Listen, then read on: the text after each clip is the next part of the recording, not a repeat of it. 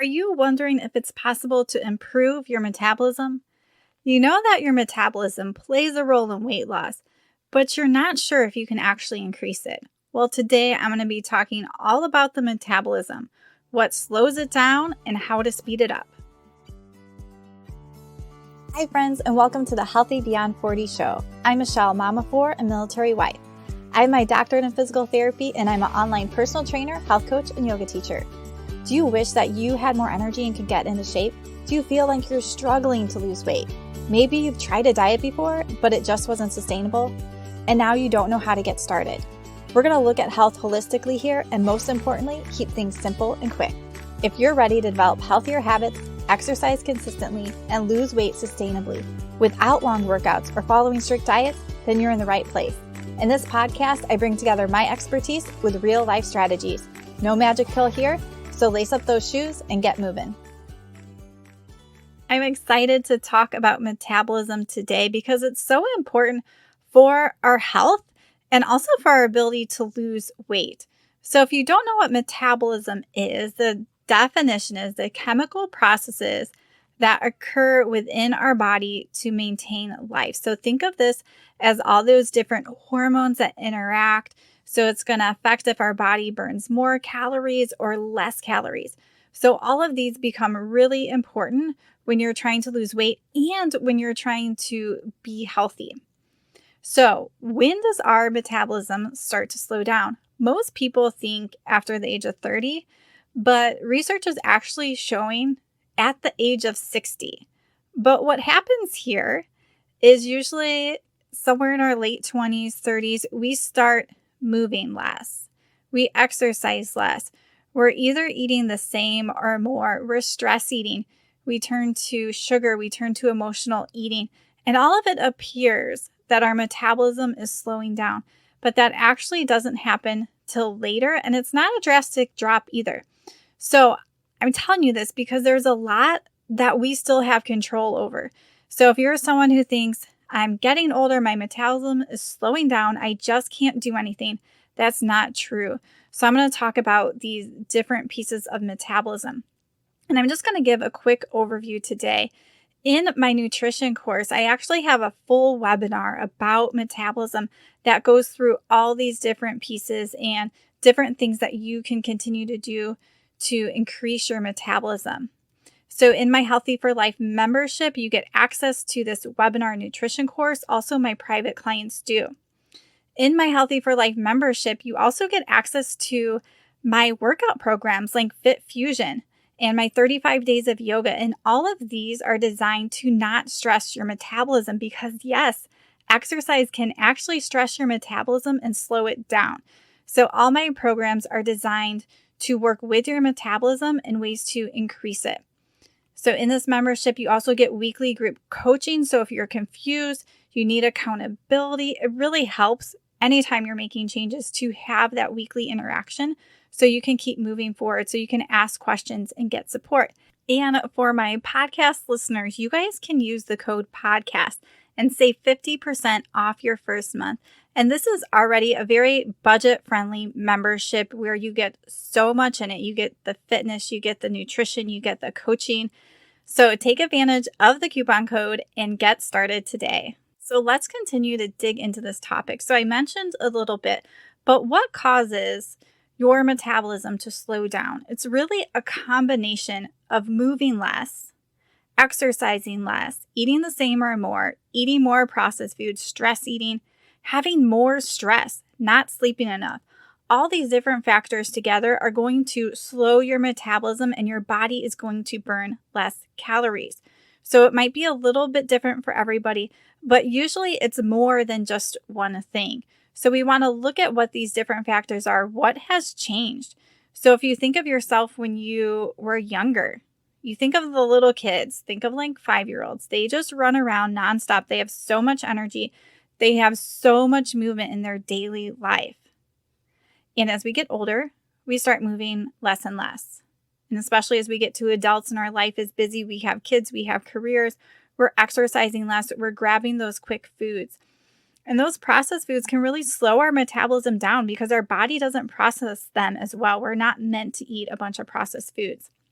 So you can sort of see how all these different factors together are going to affect the way your body works. It's going to affect the hormones in your body, and it's going to slow your metabolism down. So now let's talk about how to speed up your metabolism naturally. So obviously the reverse of the things that are slowing our metabolism down. But one thing I want to key in right here is building muscle mass. So as we get to 30, people start exercising less. And that means your muscle mass is going to decrease. If we want to reverse that, we have to be strength training. We have to be building muscle mass. So think of what you want to be like when you're in your 70s. Maybe you're already there. What do you want to be like in your 80s? Think of your body and what your muscles will look like. If you are not actively strength training, actively putting on muscle, eating enough protein so that muscle can build, you're going to be weak and frail. So we have to strength train. I like to have people do it at least 3 times a week. And also, when we're thinking of exercise from a metabolism standpoint, I had a client who I switched from doing cardio and I switched her to doing movement. So that's just walking. We're not really getting our heart rate up too much, and strength training. And what happened was she no longer felt hungry and she started to slowly lose weight. Because for some people, cardio can actually slow your metabolism down because you're burning so many calories at once that your body wants to keep you alive, keep you well fed. So it's going to bump up those hunger cues and hunger hormones after you do a cardio session, and then you're going to eat more. You're going to be more hungry. So it's really individualized here and noticing how your body responds. The next piece I want to talk about is movement. So does walking increase your metabolism? It absolutely can. So part of our metabolism, there's different pieces in it. And one piece is called NEAT, so it's non-exercise activity thermogenesis. So this is why when I refer to movement or walking, it's not exercise, but we're moving around. So different ways we can increase this part of our metabolism is by standing more. Think about washing or cleaning in your house. You're using movement. Maybe if your kids or grandkids are at an athletic game, you're pacing the sidelines. Maybe you're carrying your groceries instead of just pushing a cart if you don't have many. You could go to a mall and walk around. You can do some laps in your house. Today, I put on some music and did some dancing in my house. You can park further away from something so you have a longer walk. If you're talking to someone on the phone, one of my favorite things to do is to talk, walk, and pray with one of my friends.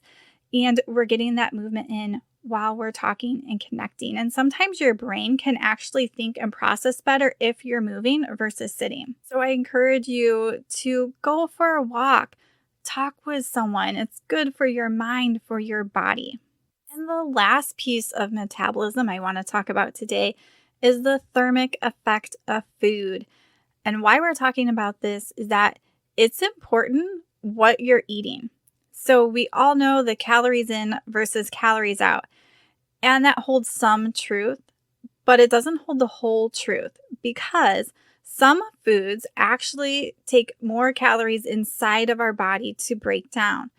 So if you're having a piece of chicken, your body has to do a lot more to break that down. 1, because it's a whole food, and 2, because it's protein. So it's a little bit more of a process for our body to break down protein versus sugar or something very high in carbs. So if someone is eating a piece of chicken and some salad versus someone is eating, we'll say, a sandwich with some chips on the side, there might be a calorie difference, but we'll say the calorie amount is the same. But the person who is eating that sandwich that has the bread's already broken down. So what happens is your body absorbs more of those calories versus it's not going to absorb all those calories from the chicken or from the non-starchy vegetables. And the same idea with the chips. It's already broken down. It sort of goes right to your bloodstream, and it doesn't take as much for your body to break it down. So when we go back to this idea of whole foods, making sure that we're getting enough protein in, what we eat can make a difference. So if someone is eating more whole foods, maybe higher protein versus someone who is eating maybe more carbs, a lot more processed food like granola bars and breads, and they're eating the same amount of calories. The one who is eating that more whole foods, that more protein, is actually going to be having less calories. So even though it's the same calorie amount on the food labels, the way our body processes it is going to be different. So I hope that that wasn't too confusing, but made you think about these different pieces of your metabolism and different things that you can do because you are in control of your health and your body. You're in control of what you put into your body. You're in control of how much you move and how much you exercise. Yes, you may have to make some changes and that can be hard, but you're in control of what you do. So if you want to dive deeper into this topic, this is part of my nutrition course. I have a metabolism webinar along with my nutrition course that really walks you through the basics of nutrition and takes you in a step-by-step process about how to eat healthy, how to incorporate these habits so that you can really create a healthy lifestyle, so that you can feel better and move better and know what to eat and really have intention of your in your day with your health. So, if you want to sign up for my really budget friendly Healthy for Life membership, use the code podcast and you're going to save 50% off your first month. And you're going to get access to all my fitness programs, my nutrition course, the weekly group health coaching calls. And you're also going to get a free 20-minute call with me so that I can make sure you are set up in the membership and you know your goals and you know how to use this information and that we can get you started off on the right foot. So, in the podcast description below, you're going to find a link for my Healthy for Life membership. So check it out and take advantage of the discount code podcast today.